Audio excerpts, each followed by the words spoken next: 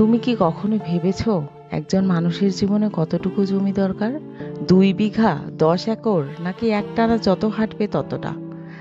আজ তুমি জানবে এমন এক লোকের গল্প, যার লোভ, আশা আর চরম সিদ্ধান্ত শেষ পর্যন্ত তাকে এমন এক সত্য দেখিয়েছে যেটা জানলে তুমি থমকে যাবে।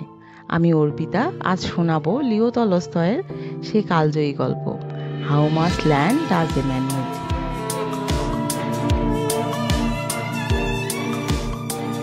পাহুম ছিল সাদাসিধে এক চাষি।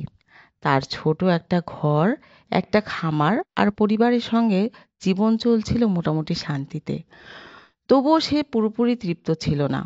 তার মনে সব সময় একটা প্রশ্ন উকি দিত, আর একটু জমি পেলে আমি কি আরাম করে বাঁচতে পারতাম না? প্রতিবার কোনো ধনী প্রতিবেশীর নতুন জমি কেনার খবর শুনলেই পাহুমের বুকের ভেতরটা একটু হু হু করে উঠত। সে বলতো, আমার জমি থাকলে আমিও সুখে থাকতে পারতাম, আমি কারো উপর নির্ভর করতাম না। তাকে একবার তার স্ত্রী বলেছিল, লোভ করলে সুখ কমে, শান্তি হারিয়ে যায়। কিন্তু পাহম শুধু হাসতো। সে বলতো, লোভ নয়, এটা আমার অধিকার, আমারও তো হক আছে।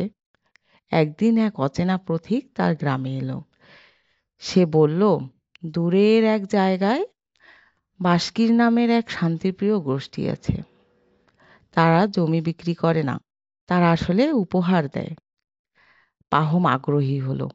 সে যখন সেখানে গেল, বাস্কিরা তাকে বলল, তুমি সূর্যোদয়ের সময় যেখান থেকে শুরু করবে, সারাদিন যত দূরে ঘুরে আসতে পারবে, সেই সব জমি হবে তোমার। কিন্তু মনে রেখো, সূর্যাস্তের আগেই তোমাকে ফিরে আসতে হবে ঠিক তোমার শুরু করা জায়গায়। এই শর্ত শুনে পাহমের চোখ চকচক করে উঠল। তার মনে হলো এ যেন স্বর্গের দরজা খুলে গেছে। পরদিন ভোর, সূর্য উঠতে না উঠতেই পাহম রওনা দিল। তার হাতে একটা কোদাল, কাঁধে এক বোতল পানি, আর মনে একটাই চিন্তা, যত দূর পারি তত জমি আমার। সে একটানা হেঁটে চলল। মাঠ, ঘাস ভরা প্রান্তর, পাহাড়ি ঢালু, কিছুই তাকে থামাতে পারছিল না। তার চোখ ছিল শুধু ভবিষ্যতের স্বপ্ন, এক বিশাল জমির মালিক হওয়া। একবার ভাবলো, এটুকু জমি তো অনেক, এবার হয়তো ফিরি।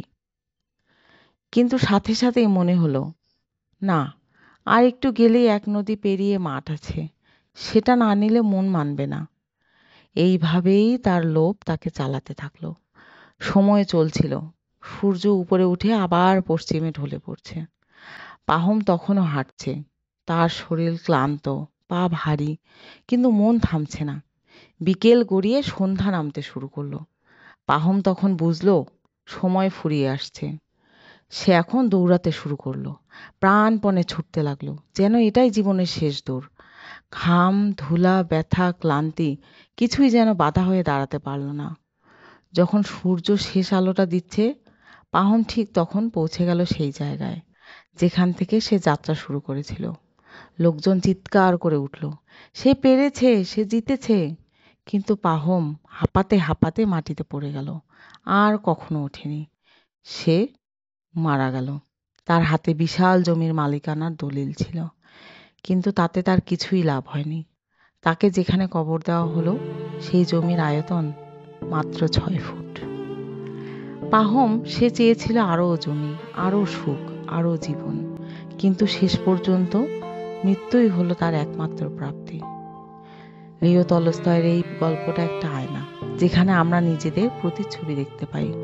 আমরা যতই দৌড়াই, যতই জমি চাই, শেষে দরকার হয় শুধু একটা মাত্র কবরস্থানের জায়গা।